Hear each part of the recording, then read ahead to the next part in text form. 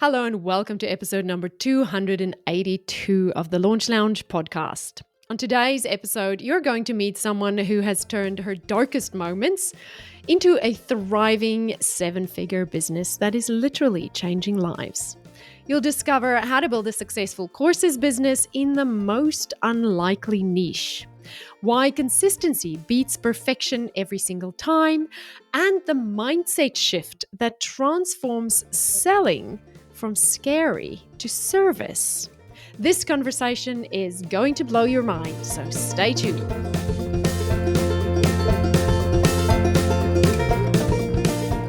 All right, you guys, I am absolutely thrilled to be here with you today because I have someone incredible to share with you. Today's guest is Laura Furiosi, and when I tell you this woman knows how to build empires while juggling everything life throws at you, I mean it. Laura is a multi-award-winning serial entrepreneur with a bachelor's in education who started as a teacher and then, get this, created an international baby swimwear company in her 20s that was sold in department stores and around the world. But she didn't stop there, right? She then built a successful third-party logistics company to support startups, launched her own coaching and speaking business called Bossy Mummy, I love that name, helping mums learn how to build their freedom empires while spinning all the plates that come with raising a family. And more recently, Laura has moved her focus to something really powerful.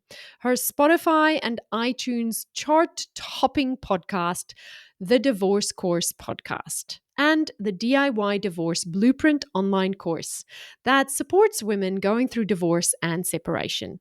What I absolutely love about Laura is her passion to educate, empower, and equip women with the tools they need to succeed. Now, I know some of you might be thinking, divorce? That's a tough niche, right? But here's the thing. Laura has turned her personal experience with divorce into a business that's not only incredibly profitable, but is literally saving people thousands of dollars and giving them the confidence to navigate one of the most challenging times in their lives.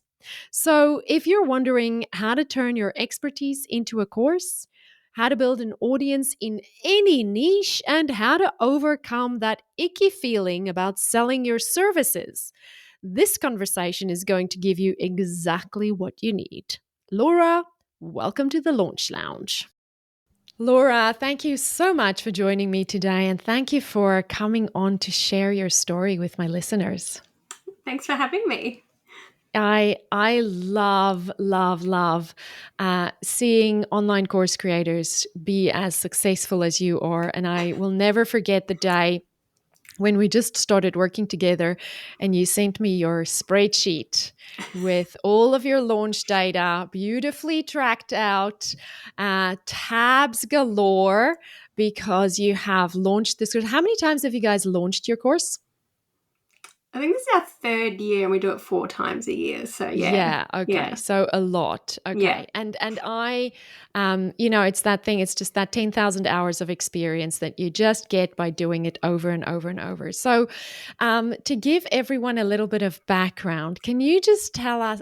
I think first tell us the topic of your niche, because your niche is a little bit different and interesting. So just tell us that. Yes. I always get a bit nervous to tell people how much, but it does help so many people. So we're in the divorce space, and also in family violence and that kind of stuff as well. So yes, that's our niche. We help people find a way out. That is brilliant, fantastic. So you don't sell divorce? No. No. We sell a DIY divorce blueprint, and it's for people who want to use lawyers minimally. We get a lot of people who are amicable with their partners and they just want to do it, as easily as possible. And then we have the other people who just don't know what to do and they need someone to hold their hands. So we guide them. Yeah. I'm sure. I luckily I haven't been through that, but I am sure everybody needs as much of people to hold their hand as they could possibly get. Well, no one teaches you anything to do with divorce in high school, uni, unless you do a law No. degree. So it's a Yeah. whole different ball game, and common sense doesn't always play into it. There's things that you No. think would be common sense, but they're not in law. So Yeah. just like learning how to launch, people have to learn how to get divorced. So Yes. And unfortunately, by the time you're learning that skill, you also have a lot of emotional things going on. And well, that's right. I think I went through it myself personally, and I had a lawyer, and I was ringing mum every 5 seconds, who is a lawyer, saying, "What the heck does this mean?" And just mm, just needing that extra emotional support as well, yeah. which is I realized was really missing in the Yeah. industry, because lawyers are Yeah. lovely, not all of them are, but they don't have that.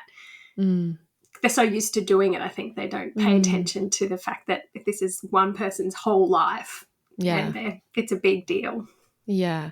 Well, you've just touched on your divorce and your mum. So just tell my listeners a little bit about how you went through it and decided to start the course and where your mum fits in.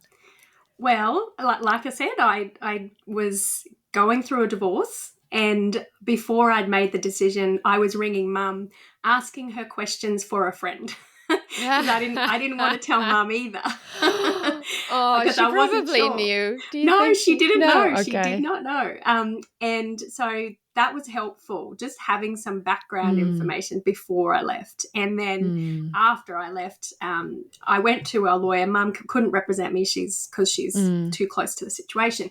And I went to that law firm. I remember sitting in the office. I was looking at a tissue box that looked like a bomb, and oh, I was bawling my eyes out before the person had even started. And she was lovely, but did not hear a word of what she said, and yeah. got out of that $750 appointment, and rang mum and said, "I don't understand anything that lady just said. Can Mm, you explain it in mm, plain speak?" And so mum is a family law specialist. She's been practicing family law for 35 years. She's also a mediator, an mm, arbitrator, and she's been around. She's a straight talking lady. mm, And she helped me get through it as my mum, but also as a lawyer. It's kind of like she helped guide me through it. mm, um, and look, it was a long, horrible process, but I don't know how I would have got through it without her. And then I yeah. was like, what do other people do? Because Mm, lawyers tell you what they need from you, but they don't tell you what to expect. And they kind of yeah. only tell you the next step. They don't tell you the whole journey. Mm, So you're always kind of chasing your tail. And I realized if I'd had an understanding of it before I went in, it would have been less stressful, less mm, emotional, as much as it can be. And so yeah, and mm. then I had other friends starting to go through divorce, and I go, "Oh, ring mum, she'll tell you." And then I watched her, and I was like, "Mum's saying exactly the same thing to all of these people." And I said, Mm. "Oh, mum, we could record you, and then we can just send them the recording." And then that turned into a podcast. I love that. And then from that, we did the video recordings and created the actual step-by-step course. And Ah, so that's kind of how it kind of all fell together. I just went, there's got to be something better out there, and yeah, there wasn't, so we made it. that is amazing. So, did you know about online courses as a business, as an industry before, or was it after those videos you went, well, hang on, let me see if this is a thing? So, funnily enough, I was in the business industry before I got Mm, my divorce. I was selling baby swimwear, and I had a warehouse where I was 3PLing other people's products. And mm, uh, so I kind of knew about business, but only in the mm. real tangible product phase, not in Yeah, the service digital place. So I had no idea. And starting the podcast, I didn't know how to do that either. So I actually, I think I bought like a Trello board that gave you some step by steps on how to do it. And I think through I that, know whose Trello board that is. yes, yeah. Yeah. Are we allowed to say it? I don't know. Oh, I think it's okay. It's Yeah, all yeah. right. And then through that, I got sent an introduction to Amy Porterfield, Mm, and I didn't even know what online courses were. I didn't even know it was a thing. Like, yeah. ironically, I bought one, but I did. It was a Trello board, not a video. Yeah. You didn't Um, realize what you were buying. yeah, yeah. And Yeah. then I heard about her, and I was like, oh, I might start listening to her Amy Porterfield podcast. So I started listening to Mm, that, and then I didn't know what a webinar was, signed up for it, went through her funnel, obviously, and then got the video. And it was a sliding doors moment, I'll tell you, because I was going through the thick of divorce at that time. I had all my money tied up in property settlement. I was like down to my last, I think, $1,000 for the next couple of months. Like it was like really bone on bone, which I wasn't used to. And Amy Porterfield did her webinar, and I was like, can I afford it? Should I buy it? I think I paid the payment plan. And I do think if I hadn't done that, none of this would have happened, you know? Yeah. So it was a risky decision, but I'm so glad I made it. And so I did her online course on how to create online courses. And fantastic. That's how I met you. And that is. Yeah. Yes, we love Amy, and I love working with Amy's students because I see you guys already have the foundations down, which is awesome. Yes. So did you develop the course and then launch the podcast, or what was the sequence of events? Because I teach my students to build an audience, even a small one, you know, even if you only have 1,000 people on your list, but make sure that you have some long form content like a podcast or a blog or something. So tell me, how did you go from, I have a course, I'm going to start a podcast? What was that journey? So we actually started the podcast first. Oh, good. So okay. We were the people that fall into that, I'm going to do a course. Yeah. We were those people for 2 years. So through procrastination, we built an audience. And I did heavily, like, I'm a little bit obsessed with social media. Like, I hate it, but I do it, and I love it. It's and like you do it so well too. If you like, honestly, can you just mention your Instagram and your TikTok so that everyone can go and see how to do divorce on social media? If anybody wants to know how to do divorce TikToks, you can go to the Divorce Course, or the Divorce Course podcast. I think that's the right ones. Divorce Course and Divorce Course podcast on Instagram. But so I was doing TikToks with Mum and recording the podcasts, and then that's how we built our audience. We didn't do it the other way around. So in a way, it did make it easier, I think. Yeah, and you sent them from the TikToks and the Instagrams to the podcast episodes. Yes. Yeah, great strategy. I love that. How long have you been podcasting? This was our 5th year this year in March. Fantastic. Yes. That's awesome. And congratulations. It was terrible. So I'm a just do it and see how it goes kind of person. I'm not a perfectionist. And I think that's what got us over the line for the course as well. Absolutely. The podcast, the first couple of episodes, we booked our little getaway in the Blue Mountains or somewhere, and we just recorded 10 episodes. I said, Mum, we're doing it. We're just going to get it done. It was really bad. Didn't have a microphone. An owl flew into the window, and I didn't know how to edit it out. But people were listening to it, so it gave us that motivation to keep going. Yeah, I love that. You and I have that in common. I'm a just do it girl as well. Tell me about those first few launches. What was the most challenging? And I mean, a lot of online course creators, it's their first step into entrepreneurship. You were a seasoned entrepreneur, but in a completely different space. But tell me what it was like for you in those first few launches. Well, number one, I hate asking for money. I hate it. I hate asking people to pay for anything. I just genuinely want to give it all away for free. So, and in this space, even like baby swimwear, sure, I'm happy to sell that. It's funny that, how we're more comfortable selling stuff than selling our thoughts and our services. It's weird. And it was really hard for me because I know these people are going through hell, and I just want to give it all away. But obviously, I think that was the biggest hurdle to get over, which I'm still not over, if I'm honest. But the first couple of launches, it's funny. I went back and I think you were in the Amy Porterfield thing as a bonus. Yes. And you had like a little mini course. And so I did that to figure out how to get people to come to our webinars because fantastic. It was getting my head around that. And we did a terrible job of it. But your lessons helped us get to people. And then it was, learning how to get them to turn up. And there was one webinar where there were 2 people online and we were doing it to 2 people and one person dropped off. I love that. I'm so glad you said that. I'm so glad you said that. I feel like I want to say hands up if you've done a webinar to just 2 people and one Yeah. dropped off, Yep. because I feel you. I see you. I have been there too. In Yep. those early days, I did webinars to 2 people as well. Yep. And good on you for keeping going. Well, I have learned that if we had have quit Mm, like at that stage, mm, wouldn't be where we are. And yeah. whilst we were mortified, we Mm, did it anyway because we knew we were helping that person. yeah. So I had to reframe how I was thinking Mm. about any of these. And even now that when more people show up, obviously, I still kind of look at the numbers and get a little bit worried. So we actually cover up the number on the screen of how many people are in the room. So we're not Ah, upset or nervous. We I just love that. don't look at it at all. We Yeah. until after, and then we freak Yeah. out. Yeah. And can I just add, this is one of the joys of my job is when I start working with someone and they say something like, "Oh, our show up rates are terrible. It's only 40%." And I'm like, "Dude, do you know how good a 40% show up rate Yeah.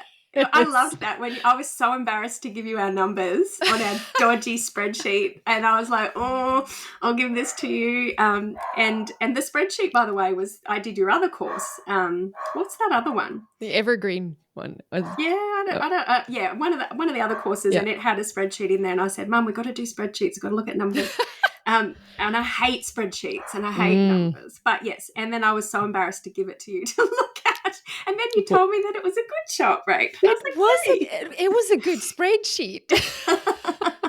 It was a good, a lot of people don't even do spreadsheets. Yeah. Yeah. It's my mission in the world. If I can get more people to do spreadsheets, I'd be happy. Yeah. Well, look, I hated it, but it helped. It does help.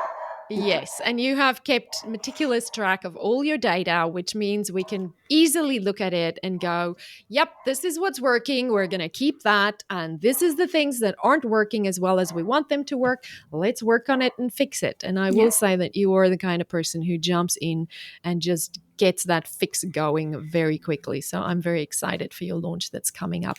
Yay. Tell me about some of the things that have been in this learning to live launch and learning to sell this. What's been some of your most challenging moments? I think tech for a start. The Mm, tech side of things is really tricky.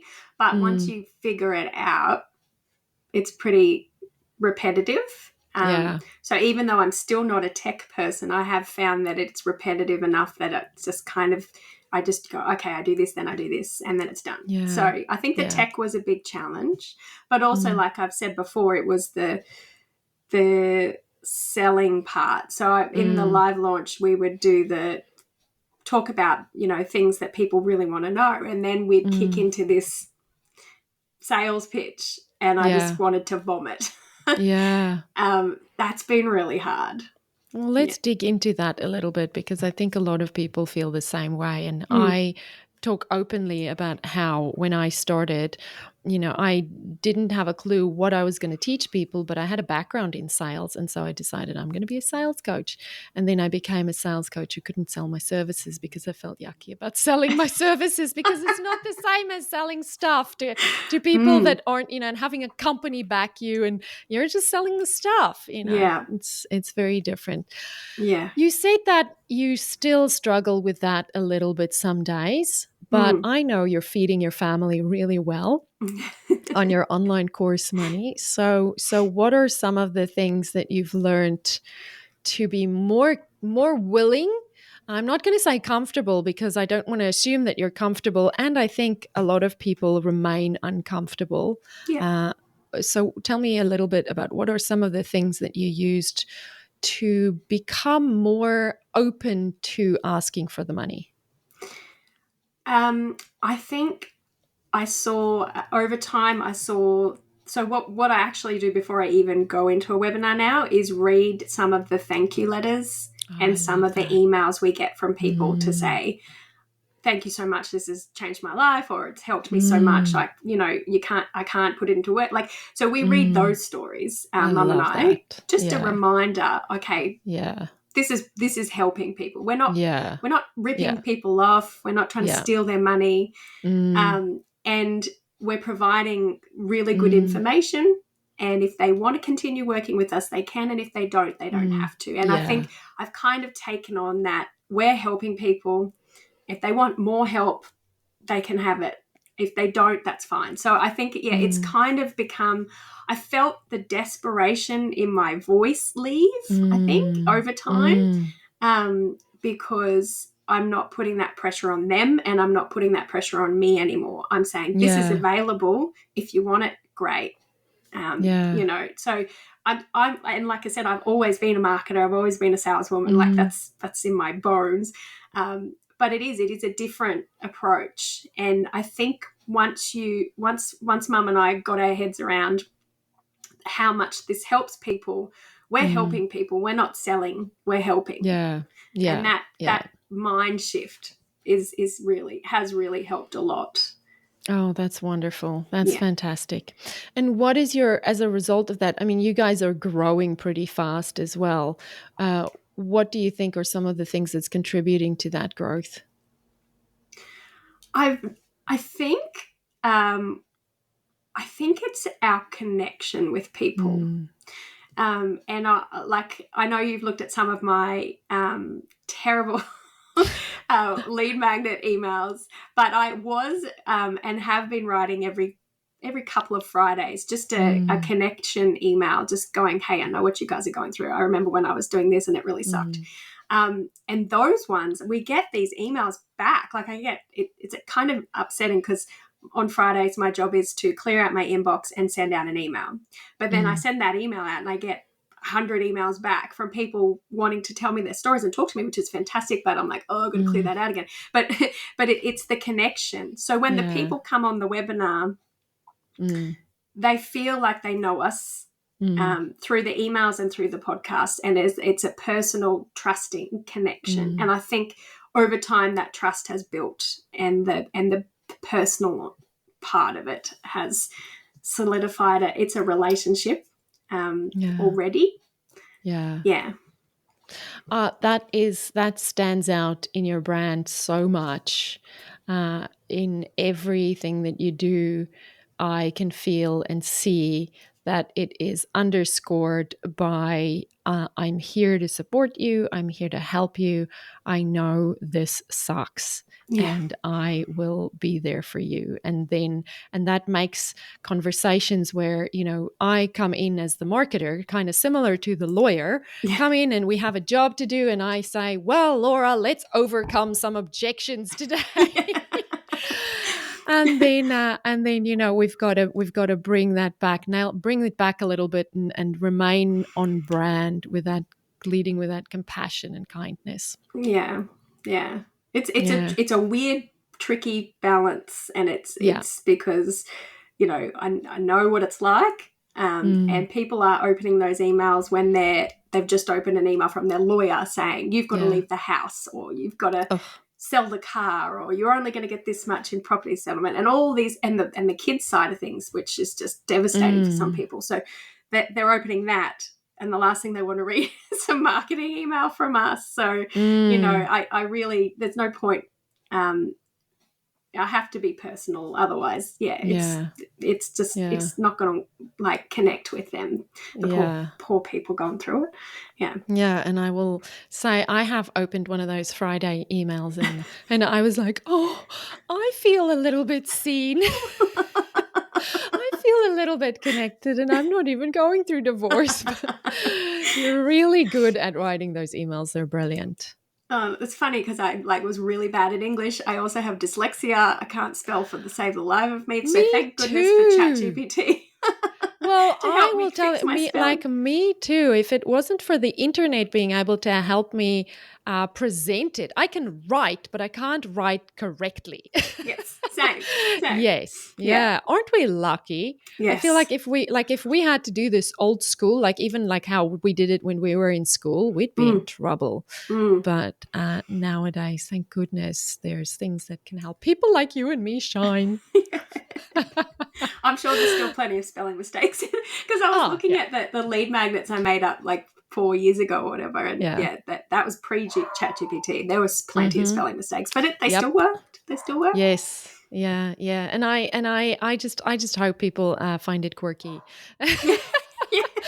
And I'm sort of like, well, if you're going to be a perfectionist like that, it's probably not a good match for us to work together. That's right. And as Mum always says, near enough is good enough. And I think Yeah, that gets you over all those I little love that. procrastinations.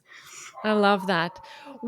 How do you see you guys growing into the future? How do you guys seeing, I mean, at the moment you've just got the one course and I say just, but you've got an outstanding Instagram, an outstanding TikTok, you've got an outstanding podcast, you've got an outstanding course and you launch it 4 times a year. So not just, but there's only the one course at the moment, right? Mm. So how do you see you guys growing your business and expanding that support to more people in the future? Well, we realised our members were progressing, and a lot of them, like our ideal goal is for them to settle, finalise without court. Mm, But there's a few of them that kind of have to go through court, and mm, they were needing our support, which we've been, helping them with. But I was like, oh, Mum, we need to do a court one. So our next mm. one is, and it's all written, it's all done. We're just in the middle of recording, and it is the court companion course, and so Oh, I it's love it. like a little guide so people know, what happens at this court event. Where do I Mm, stand? What do people say? What am I supposed to take? What do I mm, expect? Because people don't mm. know what happens in court No, either. no. How Um, should you? Oh, no. And it's Yeah. terrifying. You get in there and they're all wearing Harry Potter outfits with wigs, and you're like, what is going on? Harry Potter Yeah, they've got these big Yeah. flowing robes, and they're terrifying. And I think when I would say to Mum, okay, what happens in this court event? And she'd say, well, the Mm, judge will sit at the bench and there'll be people on this side, and this is what he'll say, and this is what you need to say. It took so much fear away. So yeah. we want to do that for them as well, and all the horrible forms and stuff you've got to fill in. So this is going Mm, to be the next course that's released, mm, and it should be coming out soon. So mm. fingers crossed. That's Oh, I love that. I love that so much. Talk to me about the different countries, because obviously the laws are different everywhere. So, mm. did you guys just build it in Australia first? Is it available to women everywhere? Or how would you go about supporting someone that's not in Australia? Well, we have had heaps of people ask because our second biggest listening group and followers is in America, and then Canada, Mm, and then the UK. And they've all wanted something from us. And mm, unfortunately, it is region specific. And in mm. America, each state has its own laws. So it would Right. be impossible to do. But we are thinking of creating a course that is universal about co-parenting and dealing with Mm. that side of things. Oh, that's a brilliant idea. Yeah, so that's Yeah. in the pipeline in the future, and we Mm. probably just have that as a little. You can just buy that at any time kind of course because I don't know. Mm. You'll probably tell me maybe we should launch it. I don't know, I but see an evergreen funnel coming. yes, okay, there we go. But for the moment, yes, that's in the pipelines. We just want to get this court one out because we just want to Yeah. help all our Aussie ladies and Yeah. gents. Yeah. But yeah, we're feeling the call for that and that pull for that a lot. But funnily enough, we get a lot of listeners in America, um, even when it's talking about Australian family law. Not Mm. all our episodes are. A Mm. lot of it is dealing with narcissistic co-parents, Mm. that kind of stuff as well. So Mm. we do get a lot of listeners from overseas, Mm. weirdly, and our TikToks, etc., are quite. You know, we have a bit of fun with divorce Yes, there you do. because if you can't laugh, you'll cry. That's Yes. my Yeah. opinion on that. But Yeah. yes, I would Yeah. love to go into overseas because it's a bigger market and we can help more Yeah. people, but it's a bit tricky. and I can see that even just listening to your podcast, if you're in a different country, at least you have a little bit of a vocabulary, and at least you have a little bit of an understanding of some form of structure that you can then take to a lawyer in that area where you live and then say, so how do we do disclosure, and how do we do mediation, and all these things that you guys do cover on the podcast, which is universal, Yeah. which hopefully then gives those people a little bit more confidence when they're sitting in the lawyer's office. Well, I think you're spot on with the confidence, because we try to educate, empower, and equip. And one of the aspects of most of our episodes is empowering, because a lot of people, when they're going through divorce, some of them, they don't want to take up space. They don't want to demand what's fair. They want to be the good person that doesn't have a fight kind of thing, which is fine. But as Mum always says, who died and made them boss? You've got to, it's your future. Don't just give it up for the sake of not making waves, because it's your future. So a lot of people who do listen to us overseas, we help them, develop that mindset. We don't want people to fight, but we want people to get what's fair. Yeah. I think it's a little bit like, like what you and I say, it's a mindset thing that is very common for you and me and other online course creators to feel weird about selling our services. And that is a common emotional experience based on, hundreds of years of training and psychology and whatever. And a lot of people in divorce feel, I don't want to fight. I just want to, be amicable, and I will give up the things. And neither of those things are in our best interest, but it is a normal, natural part of being a human who wants to avoid conflict with the person we loved most at a very vulnerable time. Yeah. Oh, that's amazing. That's fantastic. What would be your number one piece of advice to someone who's just starting out creating courses, or someone who's been through something bad, whatever life experience threw at them, and they feel like, I think there's a course in this. I think I can create a course and help other people who are going through something similar? Do it. Just do it. I think, if it's going to take you a couple of months, like what Mum and I did was we blocked out 2 weeks. Mum lives in the country. We blocked out 2 weeks, and we said, we're going to do it. And we sat on couches, which was really bad for my neck, with laptops, and we planned it all out, and then we did it. We did not let ourselves go anywhere. And we just forced ourselves to do it. And we did it in a probably a silly way now, thinking about it, like we're doing it in a little bit more ordered and approach with the court one. But just get it out, and then you can tweak it. You can change it. You can re-record. You can add better information. But if you've been through something that's been horrible and you're like, I want to help others, you can't help them until it's out there. And then if there's bits you want to add bits. If there's bits you want to take out bits. But get it out there, and block out the time if you can. So we did it in the holidays, in the school holidays of Christmas. Just did it. So if you want to help people, lock yourself in a room. There's places in Japan, they lock you in and don't let you out till you've done your assignment. Go to Japan and do that. No, I did not know there are places like that. There literally are in Japan. So if you get someone to be your little motivator, and they can give you food, and you can just sit there and get it all planned out, and do the recording last, but get everything done. And then get it out of your head, and then get it onto a recorder, and don't worry too much about perfectionism. Exactly, because seriously, our videos were shocking, but people love the information. So And what about the element of building your audience, the podcast, the Instagram, the TikTok? What do you say to those people? I think find a way to enjoy it. If you don't enjoy it, you won't do it.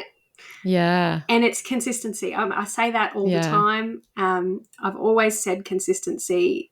I say it to my kids, Yep. so if you want to be good at something, you've got to do it all the time. And if you don't enjoy it, you're not going to do it all the time. So find a Yeah. way to enjoy it and just be consistent. And I think if you don't want to be a face, like just be consistent creating memes or carousels or but if I really do think that was the secret to us getting the leg up to being, in the Spotify charts and stuff. It was getting people's attention and then getting them to the podcast, because it's not if you build it, they will come situation. You've got to bring them there. You got to bring the audience. Yeah. That's right. And same with the webinar stuff. Thank God we're working with you to get the people to come. It's the same thing. You've got to be consistent and you've just got to show up. And I think in the field where we're helping people who've been or going through something really bad, if you only show up now and then, they're not going to feel like you've got their back. But if you're there all the time, so true. They're going to feel like you've got their back. That is very true.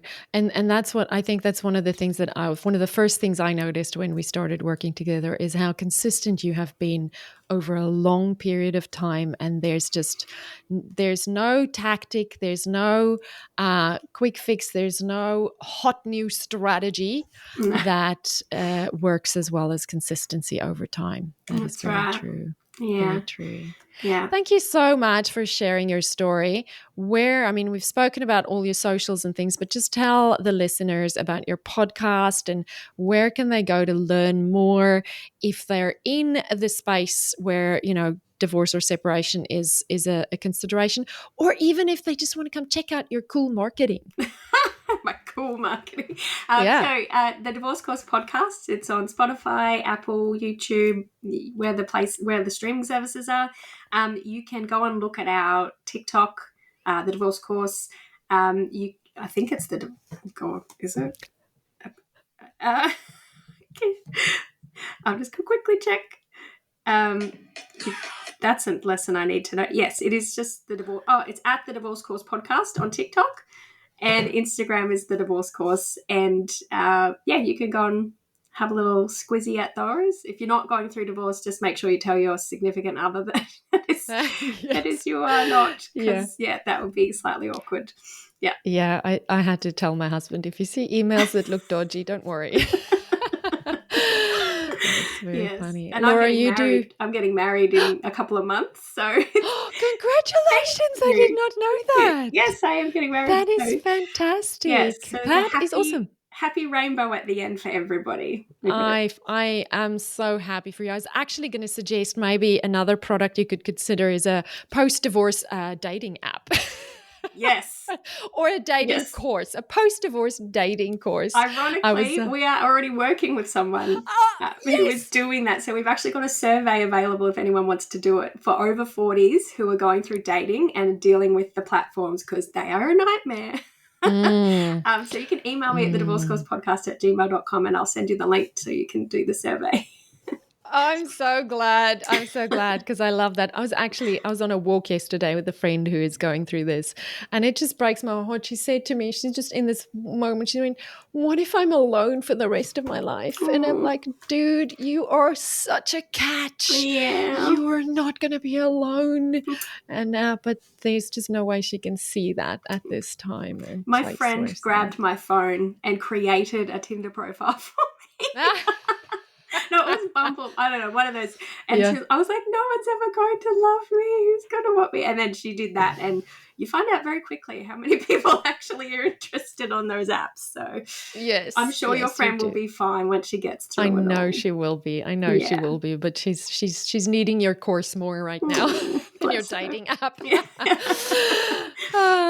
Thank you so much for sharing your story, and congratulations on getting married, and congratulations on building a fantastic, wonderful, incredibly successful online courses business. You are doing an amazing job, and I'm delighted and privileged to be a little part of your impact that you get to make in other people's world. And thank you for sharing that with our listeners too. Thank you for letting me talk on this, because you're like some superstar to me. And I was like, oh my goodness, this is awesome. And then getting to work with you is just a dream. It's a dream. Oh, thank you. Thank you. Well, back at you. Have a lovely day. You Thanks too. for coming. Okay. Bye. Well, I hope you absolutely loved that conversation with Laura as much as I did. I mean, can we just talk about what a powerhouse this woman is? She took one of the most challenging experiences of her life and turned it into a business that's helping thousands of people while building her own freedom empire. And she's getting married. How awesome is that? Here's what I want you to take away from today. First, your mess can become your message, and your pain can become your purpose. Laura didn't start out thinking, I'm going to build a divorce course business. She started by wanting to help one friend, then another one, and before she knew it, she had a podcast, a course, and a thriving community. Second, consistency beats perfection every single time. Laura said it herself. Their first podcast episodes were terrible. They didn't have proper microphones. An owl flew in the window and she didn't edit it out, but people were listening. And so they kept going. And that's the secret sauce right there. And third, and this is huge, you have to shift your mindset from selling to serving. Laura struggled with asking for money because she wanted to help everyone for free. But once she realized that people were willing to pay for the transformation and the support that she was providing, everything changed. She wasn't taking people's money. She was helping them invest in a happier future. So here's your homework. And yes, I'm giving you homework because that's how we turn inspiration into transformation. If you've been thinking about creating a course based on something you've been through or expertise you have, stop overthinking it. Block out 2 weeks like Laura did with her mom. Lock yourself in a room if you have to and just get it done. Version 1 doesn't have to be perfect. It just has to exist. And if you're already creating content but struggling with consistency, find a way to enjoy it. Laura nailed it when she said, if you don't enjoy it, you won't do it consistently. And consistency is everything in this business. So remember, your expertise matters, your story matters, and there are people out there right now who need exactly what you have to offer. So go out there, be consistent, lead with service, and build your freedom empire one bold step at a time. And make sure you check out Laura's incredible work. The Divorce Course podcast is available wherever you listen to podcasts, and you can find her on TikTok and Instagram at the Divorce Course podcast. Even if you're not going through a divorce, go and see how she does marketing in a challenging niche because it is absolutely brilliant and sometimes hilarious. I'll see you on the next episode of the Launch Lounge podcast. Now, go build that freedom empire. Bye. Before you go, if today's episode helped you, imagine how many more lives could be transformed if other creators, coaches, and experts found these strategies too. Your shares and reviews help more course creators discover how to get their knowledge out into the world. Please take a moment to rate the show and leave a quick review. When you do, we get to reach more people and we make a bigger impact together. Because when more people who help people succeed, the world becomes a better place. Thank you.